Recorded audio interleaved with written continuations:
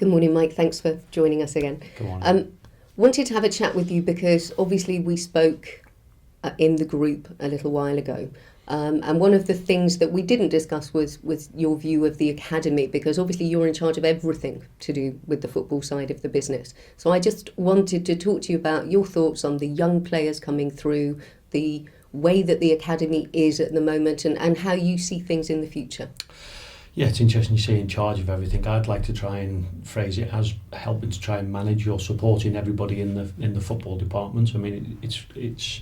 I think I'm very privileged to be given an opportunity like this because it's something that not a lot of football clubs in this country do. So my role is to spend a lot of time with Hugh, the academy manager, whether supporting Kit, the first team, Mark Taylor with performance services, all our scout and recruitment.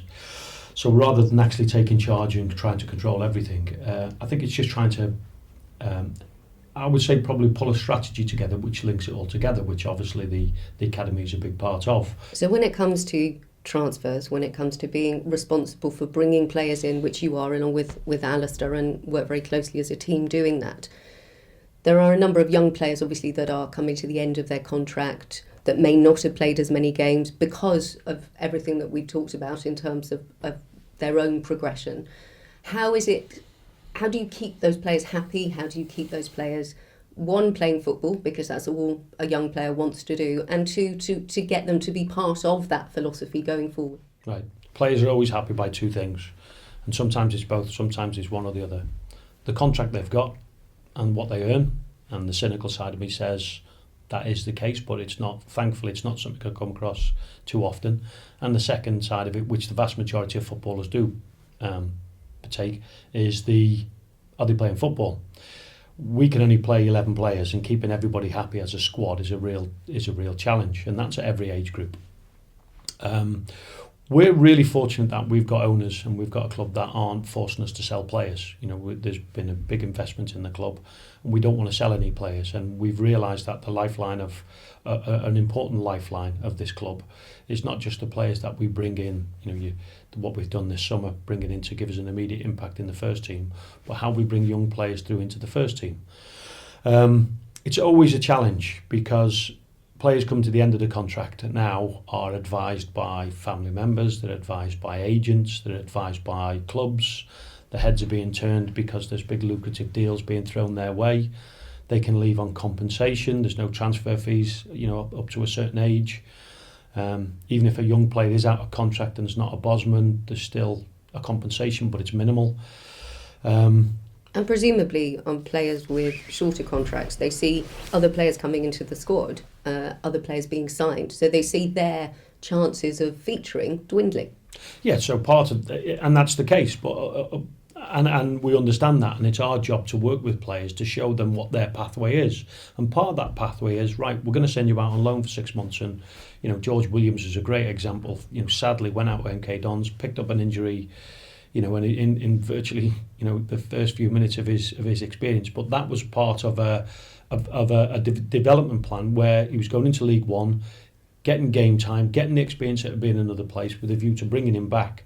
And it's the same discussion that we'll have with several of our, current crop of players now that, the route for you into the first team's not here now, but we don't want you to leave. We want you to sign new contracts. We want you to be here for the duration because we realise what you can offer in the first team in the, when we're back into the Premier League. But in order to get there, it's not, you've gone past the under-21s football now. It's now time for an opportunity for you to go and have a loan experience, be it in this country or even abroad.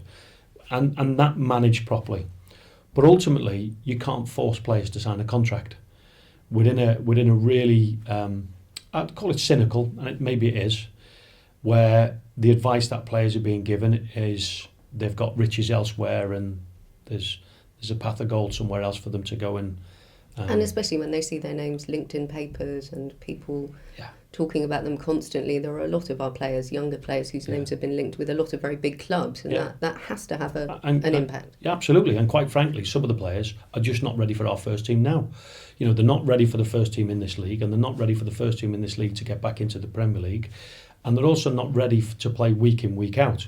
So then trying to explain to a young player, you might be a bit part player, and part of the experience is being in and around the squad, going out on loan, coming back. A young player, absolutely. If he's not motivated by money and he's motivated by football, it's very difficult to them to see that, well, where's my pathway? Because I might only play 1 in 6 games. So there's a real, if we look at Kit, there's a real dilemma. He's got to go out and win games, but we've also got to develop players, and that's what our club, is about. So we don't want players to leave. We want them to sign new contracts. The ones that we don't want to sign new contracts are the ones we want to try and help get a career elsewhere. We've just signed Steve Arthurworthy on a new contract, and we're sending him out to Yeovil on loan. That's a great opportunity for him to go and get first team football and cut his teeth, at the real coalface, which is great, and he'll be better for it. With a view to then, if he steps up to the gear, bring him back in. Delighted he signed a contract. And he's committed his future here to longer at the club. We want the other players to do the same, but ultimately, you can't force them to sign a contract. And if, in some respects, part of my job is to work with Alistair and the business. I can't just think about football, because each one of these players, and I hate talking this way, but it is the way of the industry of football.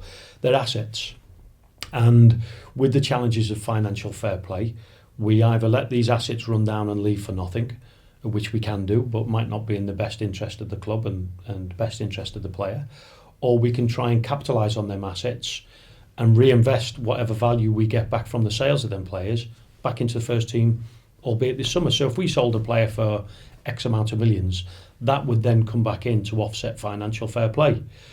Mr. Khan has done nothing but support everything we've wanted to do, certainly since I've been here. But it doesn't matter how much Mr. Khan invests, capital inside the club, we'll be breaking financial fair play rules. And what we don't want to do is jeopardise the future of the football club if that doesn't pay off. So, buying and selling, trading is part of it. And we don't want our young and our best players to go. But ultimately, if they don't want to be here, we can't force them. So let's try and reinvest whatever sales we get back into getting us back into the Premier League. Ultimately, if a player doesn't want to be here, then we've got to find a solution for them. First and foremost, we want a mentality inside this club that players want to fight for the cause for Fulham to get back to the Premier League. And if somebody doesn't want to be part of that, then they're outside of the system. They're not working on behalf of the club. We have to find a solution to get them out. And presumably the only way that you sell a player is if there is a buying club interested in buying the player. Yes, and all buying clubs don't want to pay money. All buying clubs want to get away with as least as they possibly can. All selling clubs want to try and recoup as great a value on that asset as possible.